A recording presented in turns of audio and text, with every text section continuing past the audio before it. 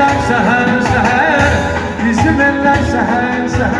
Dünyada saadet dalınca gezme.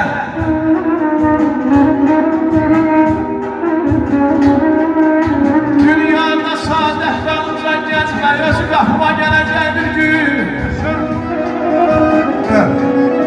Zamaneden şöyle gitmeye, seninle taleyin gülecek bir gün.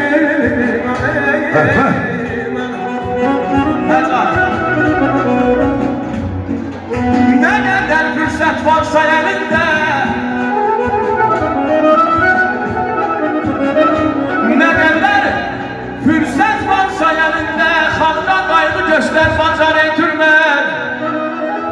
Merkimci çalışır etsin hayalet, o bayaz paynama çatacak bir gün.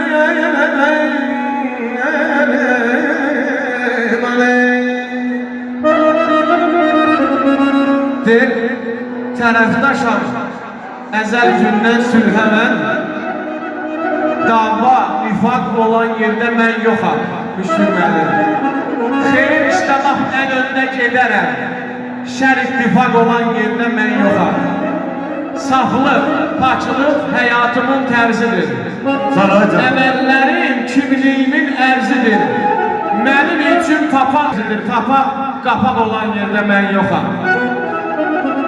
Haqqa sevgim var ürəkdə bəsimdir.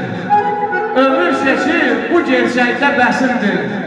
Halal olsun şor çörək də bəsimdir. Haram balyaq olan yerdə mən yoxam. Kim həzm edə bilməyirsə haqq sözü, cəzanızı Allah versin axsızı. Furqanıyam, mən ölmərəm axsızı. Haqqa nifaq olan yerdə mən yoxam.